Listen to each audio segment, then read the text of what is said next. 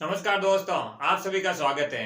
दोस्तों, हम लोग भारत की जलवायु के बारे में पढ़ रहे हैं। अभी तक दोस्त हम लोगों ने 5 वीडियो में सभी प्रकार की जो जलवायु स्थिति जैसे उत्तर पूर्वी मानसून है, पश्चिमी विक्षोभ है, दक्षिणी पश्चिमी मानसून में दक्षिणी पश्चिमी मानसून में हम लोगों ने किसकी बात कर ली है? अभी तक अरब सागर की शाखा की बात कर ली है। आज हम लोग दोस्त 2 टॉपिक पर बात करेंगे। एक तो वृष्टि सहायक क्षेत्र और दूसरा हम लोग किसकी ये बंगाल की खाड़ी की शाखा की बात करेंगे। जो दक्षिणी पश्चिमी मानसून में हम लोगों ने बंगाल की खाड़ी और अरब सागर की शाखा की बात की। अरब सागर की शाखा के बारे में मैंने पिछले वीडियो में आपको अच्छे से डिटेल में अच्छे से पढ़ा दिया है। आज के वीडियो हम लोग वृष्टि सहायक क्षेत्र और बंगाल की खाड़ी की बात करेंगे। तो ठीक है दोस्तों, उम्मीद कर रहा हूं कि आपको वीडियो साथ साथ समझ में भी आ रहे होंगे। आपके जो मैपिंग बेस की जो प्रैक्टिस है इजीली हो रही होगी। ठीक है दोस्तों, आज वाले लेक्चर को स्टार्ट करते हैं। आज वाले लेक्चर स्टार्ट करने से पहले मैं आपको बता देता हूं, हम लोगों ने पिछले वीडियो में किसकी बात की वो थोड़ी सी बात कर लें। हम लोगों ने अरब सागर शाखा, जो दक्षिण पश्चिमी मानसून की अरब सागर शाखा जिसके बारे में बात की थी कि पश्चिमी घाट के आसपास के क्षेत्रों में वर्षा, सबसे पहले मानसून का आगमन कहाँ हो रहा है? केरल के मालाबार तट पर मानसून का आगमन होता है। फिर आगे ये मानसून की हवाएं कहां पर? नर्मदा ब्रंश घाटी के अंदर से होते अमरकंटक के आसपास के क्षेत्रों में वर्षा का कारण बनती है। क्यों वर्षा होती है? एडियाबैटिक ताप ह्रास के कारण क्या होता है? नमी में टेम्परेचर जैसे ही बढ़ेगा तो क्या होगा? तापमान में कमी आएगी। तापमान में कमी आती है तो क्या होता है? तापमान में कमी आने से जो ये हवाएं, जो मानसूनी हवाएं अपने साथ जो नमी आर्द्रता लेके आ रही है वो वहीं पर गिरा देती है वर्षा के रूप में पहाड़ी की ढलान में। ये मैंने अच्छे से पिछले वीडियो में बताया दोस्तों। फिर दोस्तों आपको पता है अरावली पर्वतमाला पर वर्षा, ये राजस्थान में वर्षा क्यों नहीं होती है, इसके बारे में बात की है। आपको पिछला वीडियो इसको देखना चाहिए ताकि आपको आराम से कॉन्सेप्ट समझ में आ जाए। आज के वीडियो में दोस्तों अभी आप एक हेडिंग डाल दीजिए, वृष्टि छाया क्षेत्र। क्योंकि दोस्तों अभी अरब सागर की शाखा से संबंधित है, इन हवाओं से संबंधित है, तो पहले इसको पढ़ लेते हैं, फिर हम लोग बंगाल की खाड़ी को देख लेंगे। आगे आप इसी के अंदर डाल दीजिए, अरब सागर की शाखा के नीचे एक सब पॉइंट बना के डाल दीजिए, वृष्टि छाया क्षेत्र।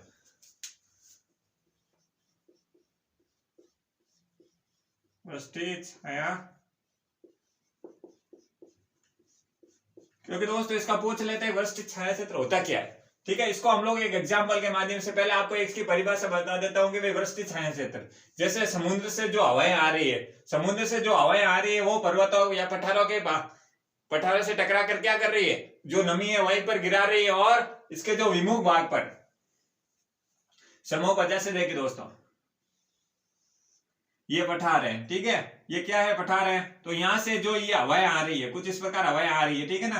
तो ये हवाएं क्या कर रही है? अपनी नमी को यहाँ पर, आपको पता है ऊपर की ओर जाएगी तो क्या होगा? टेम्परेचर बढ़ेगा।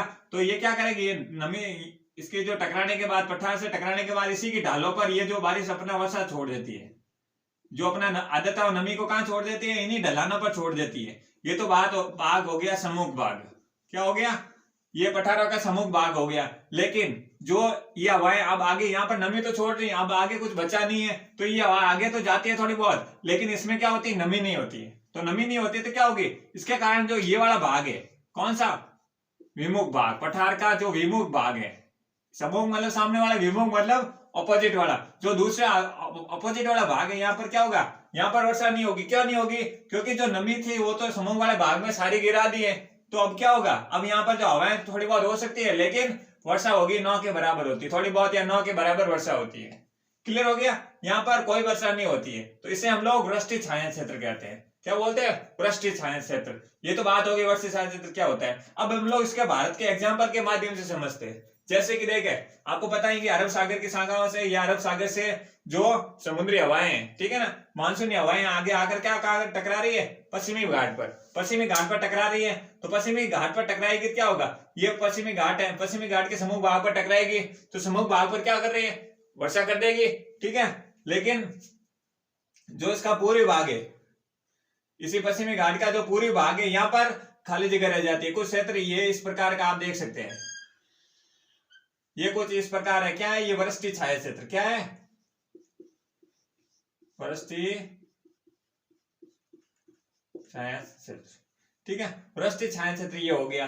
तो यहाँ पर दोस्तों वृष्टि छाया क्षेत्र कैसे? कि भाई जो समूह वाला भाग था वहां तो नमी की एग्जाम, या तो मैंने नॉर्मल तो आपको बता दिया, नॉर्मल पठार पर ये प्रोसेस होता है, लेकिन भारत पर भारत के परिप्रेक्ष्य में क्या है, ये भी तो पता होना चाहिए भारत के किन किन क्षेत्र है या कौन कौन से क्षेत्र है जो वृष्टि छाया क्षेत्र के अंतर्गत आते हैं। तो पश्चिमी घाट से समूह भाग पर टकराने से क्या होगी, जो आर्द्रता और नमी है हवा में वो समूह वाले भाग में गिर जाएगी, ठीक है ना। ये पश्चिमी घाट इसे मान के आप समझ सकते हैं कि भाई समूह वाले भाग में तो विभूम वाले भाग में वर्षा नहीं होगी। क्यों नहीं होगी, क्योंकि ये जब समूह वाले भाग से जब हवाएं मानसून हवाएं अपनी आर्द्रता और नमी युक्त हवाएं हैं जो समूह वाले भाग से टकरा कर क्या कर देगी, वहीं पर नमी आर्द्रता छोड़ देगी, तो फिर आगे वाले पार्ट 2 में मतलब ऑपोजिट भाग में क्या होगा, वर्षा नहीं होगी।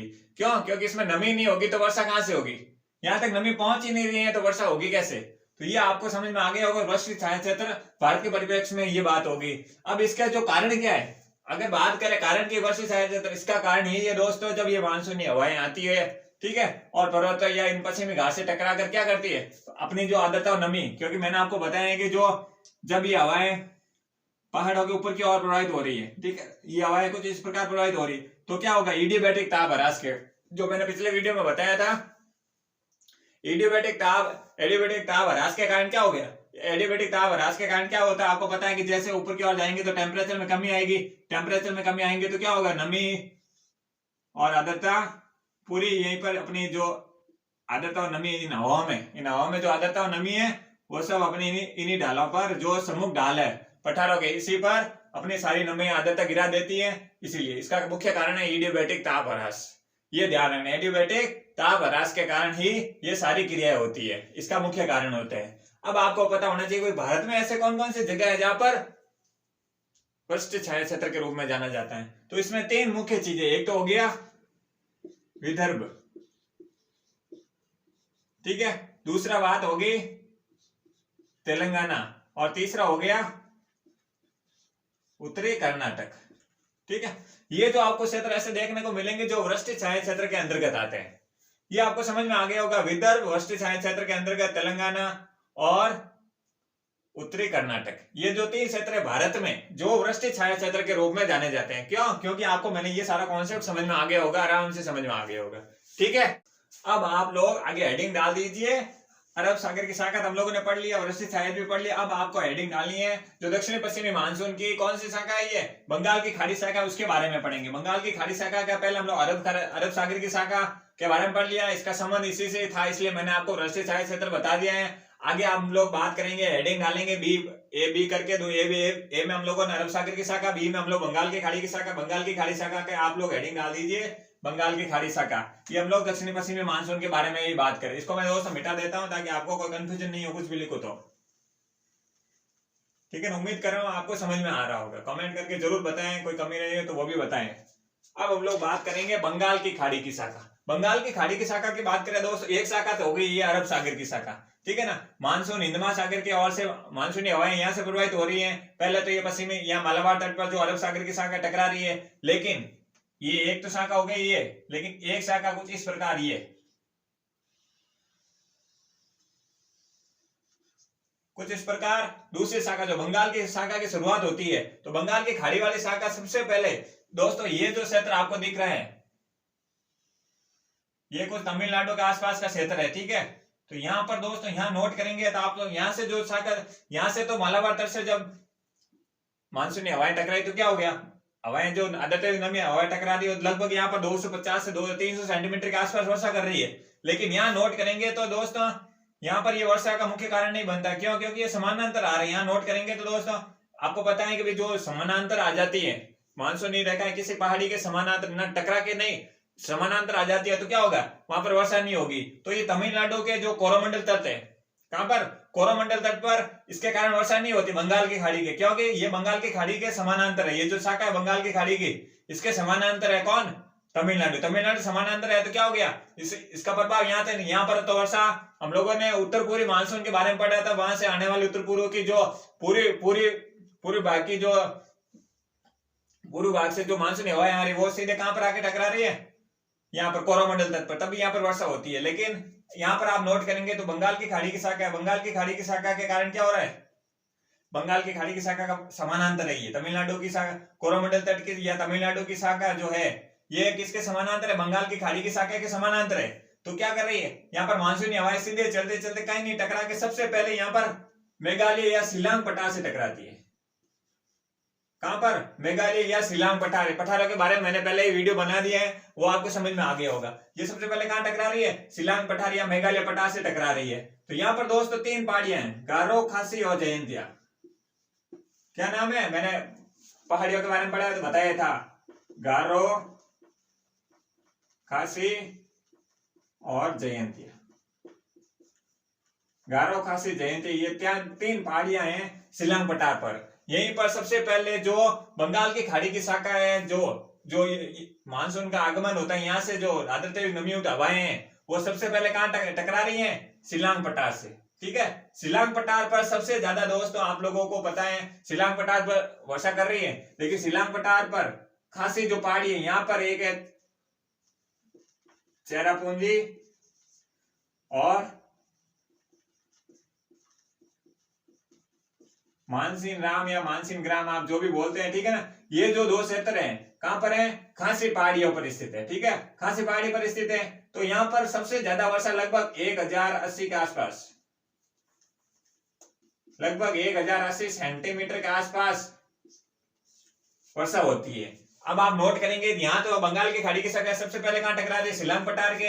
जब यहाँ पर अरब सागर की शाखा सबसे पहले कहां टकरा रही है? मालाबार तट पर, सॉरी, हाँ, मालाबार तट पर टकरा रही है। तो मालाबार तट पर यहाँ पर लगभग 250 से 300 सेंटीमीटर के आसपास वर्षा करती है। ठीक है, लेकिन जब यह शाखा बंगाल की खाड़ी शाखा बहुत अधिक मात्रा में नमी आर्द्रता हो जाती है। क्यों? क्योंकि आपको पता है ये शाखा यहाँ से नमी युक्त बहुत सारी आर्द्रता और नमी इकट्ठा कर लेती है, फिर जाके इसका टकराव कहां पर होता है? शिलांग के पठार से। शिलांग के पठार टकराव होने के कारण ये अपनी नमी आर्द्रता सारी वहां गिरा देती है। यहाँ से नोट करेंगे दोस्तों, ये तो आपको समझ में आ गया होगा। लेकिन यहाँ पर देखेंगे चेरापूंजी और मानसिन नाम का जो 2 क्षेत्र है, ये कहां किस पहाड़ी पर है? खासी पहाड़ी पर। ठीक है, खासी पहाड़ी पर ये दोनों क्षेत्र है। यहाँ पर लगभग 108 सेंटीमीटर के आसपास, आप 1100 सेंटीमीटर के आसपास वर्षा होती है, ये हम मान सकते हैं।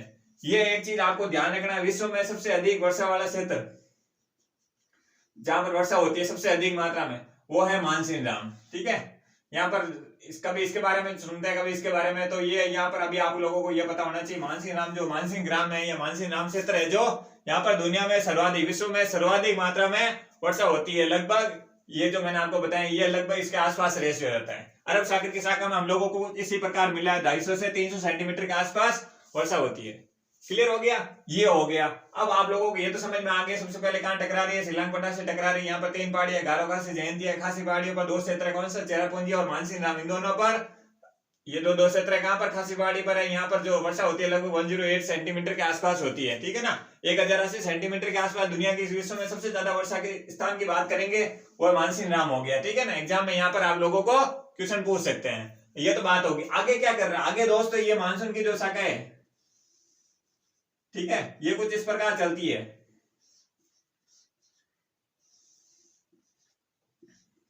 आगे ये शाखा है जो असम की सुरमा घाटी है, कुछ यहाँ के आसपास के सुरमा घाटी है। ठीक है ना, तो सुरमा घाटी से प्रवेश कर असम में प्रवेश करती है। असम की सुरमा घाटी से असम में प्रवेश करके जो ब्रह्मपुत्र की घाटियां हैं, कहां पर? ब्रह्मपुत्र की घाटियों में प्रवेश कर जाती है। अब ये मानसूनी हवाएं पहले कहां टकरा रही है? शिलांग के पठार के आसपास, जो मेघालय पठार, मेघालय में जो मेघालय पठार है, यहाँ पर सीधे टकराती है। दक्षिण बंगाल की खाड़ी की शाखा का सबसे पहले टकराव भी यहाँ पर शिलांग पठार के आसपास होता है। फिर क्या होता है? फिर आगे ये जो मानसूनी हवाएं आगे प्रवेश करके सुरमा घाटी, असम की सुरमा घाटी से होते हुए ये आगे कहां चली जाती है? असम में प्रवेश कर जाती है। और असम में यहाँ पर ये आगे कहां प्रवेश कर जाती है? ब्रह्मपुत्र घाटियों में। ठीक है, ब्रह्मपुत्र नदी की घाटियां यहाँ पर। तो यहाँ पर वर्षा कैसे होगी? आप लोगों को पता है, जो चीज समानांतर होगी वहां तो वर्षा होगी नहीं, क्योंकि इडियोबैटिक ताप प्रोसेस आपको देखने को नहीं मिलेगा, तो फिर आपको वर्षा होने के चांसेस खत्म हो जाएंगे। लेकिन जब यहाँ से दोस्तों बात करेंगे, जो ब्रह्मपुत्र की घाटियां हैं, ठीक है, ब्रह्मपुत्र की घाटियां हैं, वो तीनों ओर से पहाड़ियों से घिरी हुई है। ठीक है ना, कुछ इस प्रकार आप मान सकते हैं, ये तीनों ओर से ये स्थिति मान सकते हैं आप। ठीक है ना, तो ब्रह्मपुत्र की घाटियां जो तीनों ओर से पहाड़ियों से घिरी हुई है। अब हवा को मौका मिल जाता है कि भाई यहाँ पर बारिश करने का अच्छा मौका है, मतलब ये इस प्रकार हवाएं नहीं सोचती हैं, लेकिन अभी आप लोगों को समझ में आ गया होगा। अब सामने पहाड़ी आ गई, हवाएं नमी युक्त हवाएं हैं, सामने पहाड़ी आ गई, तो सामने पहाड़ी आएगी तो क्या होगी, टकराएगी, टकरा के धीरे धीरे ऊपर से होकर निकलने की कोशिश करेगी। तो जैसे ऊपर की ओर बढ़ेगी तो क्या होगा, इडियोबैटिक दाब ह्रास होगा। इडियोबैटिक दाब ह्रास होने के कारण क्या होगा, यहाँ पर जो भी आर्द्रता और नमी युक्त हवाएं हैं वो सारी की सारी कहाँ गिर जाएगी, यहाँ पर जो ब्रह्मपुत्र की घाटी में वर्षा होने का कारण यही बनती है। ठीक है ना। शिलांग पठार के बाद सुरमा घाटी से होते असम में प्रवेश करती है, असम में अभी आगे ये ब्रह्मपुत्र के घाटी में चले जाते हैं। ब्रह्मपुत्र घाटी में जाने के बाद ब्रह्मपुत्र की जो यहाँ का जो क्षेत्र है तीनों ओर से पहाड़ियों से पर्वतों से घिरा हुआ है, जिसके कारण क्या होता है, इडियोबैटिक दाब ह्रास का प्रोसेस होता है। फिर यहाँ पर आर्द्रता और नमी युक्त हवाएं हैं जो यहाँ पर वर्षा का मुख्य कारण बनती है। क्लियर हो गया। अब पहाड़ पठारों से घिरी हुई है तो कहीं ना कहीं इनके बीच में आ रही, रास्ते में आएगी तो क्या होगा, ये टकराएगी, फिर धीरे धीरे ऊपर से निकलने की कोशिश करेगी, जिससे क्या ऊपर जैसे ही बढ़ेंगे तो इडियोबैटिक दाब ह्रास होगा, फिर ये स्थिति आ जाती है। क्लियर हो गया, ये आपको समझ में आ गया होगा। अब आगे ये मानसूनी हवाएं कहाँ जाएगी, हम लोगों ने ब्रह्मपुत्र घाटियों में वर्षा कैसे होती है इसके बारे में जान लिया। अब यहाँ से नोट करेंगे तो दोस्तों ये एक शाखा यहाँ इसी की शाखा है, बंगाल की खाड़ी की शाखा है, यहाँ से होते हुए ये हुगली नदी के आसपास है, हुगली नदी के आसपास से होते हुए कलकत्ता में प्रवेश कर रही है। ठीक है ना, हुगली नदी के आसपास कलकत्ता में प्रवेश करते हुए बिहार के पटना से होते हुए आगे ये इलाहाबाद और फिर दिल्ली तक पहुंचती है। अब इसका प्रोसेस क्या है उसके बारे में बात करेंगे। ठीक है ना, ये कलकत्ता के आसपास पहुंच गई, फिर ये बिहार के पटना के आसपास आ गया, फिर यूपी के इलाहाबाद के आसपास आ गया, जो कि अभी प्रयागराज है। ध्यान रखना दोस्तों, नाम में कंफ्यूज नहीं होना, अभी दूसरा नाम क्या हो गया, प्रयागराज, ये ध्यान रखना। फिर आगे यहाँ पर आप लोगों को पता है दिल्ली वाला क्षेत्र आ जाता है। ठीक है ना, तो ये स्थिति क्या हो गई, मानसूनी हवाएं अब जा कैसे रही है, ये अब यहाँ से हुगली नदी के यहाँ आगे तो ये टकरा के चली गई, लेकिन ये मानसून का पूरा जत्था है तो आगे ये हुगली नदी के आसपास कहां पर, भारत में ही प्रवेश है, तो भारत में ही, लेकिन भारत के इसके पूरी घाट के पास से हुगली नदी के आसपास से होते हुए कलकत्ता में, कलकत्ता से होते हुए फिर ये कहा जा रही है पटना में, फिर कहा जा रही है, फिर ये जो क्षेत्र है ये है प्रयागराज, अभी वर्तमान में प्रयागराज के नाम से जाना जाता है। ठीक है ना, तो ये इस प्रकार ये हवाएं चल रही है। तो ये आगे जो अंतिम जो क्षेत्र होगा बंगाल की खाड़ी से जो जिसको वर्षा प्राप्त होती है, जिस राज्य को, जिस क्षेत्र को वर्षा प्राप्त होती है वो अंतिम राज्य है दिल्ली।